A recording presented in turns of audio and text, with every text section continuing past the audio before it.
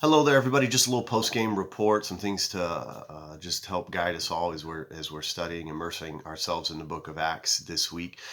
Yesterday, we looked at the theme of consequences, still focusing around Acts 1 to 12. And so now we have seen empowered as themes: empowered, practices, opposition, and consequences.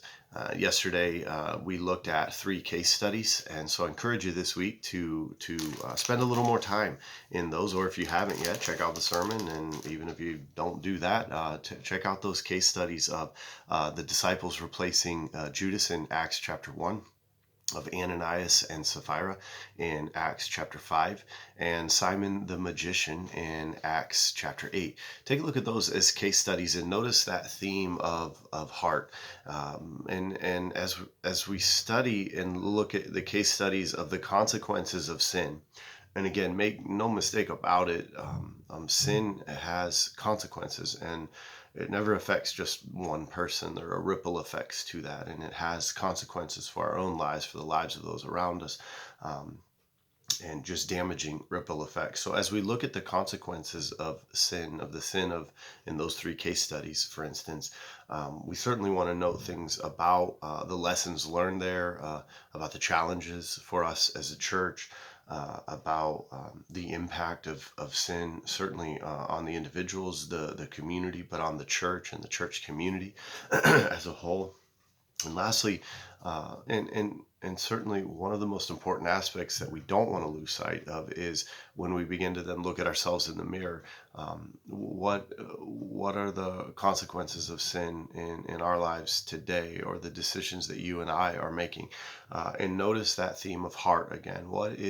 Have some self-examination, some serious, honest self-examination, not the stuff where we lie to other people about how great we are and it's everybody else's fault. I mean, if you talk to people for any length of time, you notice a very common theme. It's always somebody else's fault. I mean, there's very few people, it seems, that can really look within and say, listen, yeah, I was hurt by this and that, but I also take ownership of the fact that I did this, I neglected here, whatever. But have some serious self-examination and really look at what is the intention of our heart. What's the intention of your heart when you go to church, when you show up to work, when you volunteer, when you give something? What is the true intention of your heart? I think we really want to begin there as we navigate our way through the storm of sin and the temptations of Satan.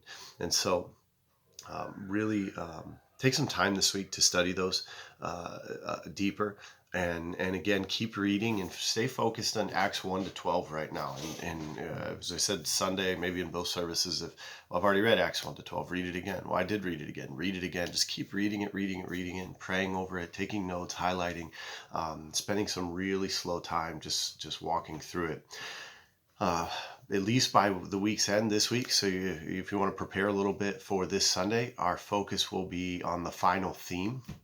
And the focus chapters will be on Acts 10, 11, and 12. And we're also going to bring in Acts 15. So we'll bring in one new one from Acts 1 to 12. So this Sunday, the focus will be on Acts chapters 10, 11, and 12. And to help in understanding this theme fully, we do want to bring in Acts chapter 15 as well. So God bless you guys as you study this week and as we immerse ourselves together in the book of Acts. Blessings to you this week.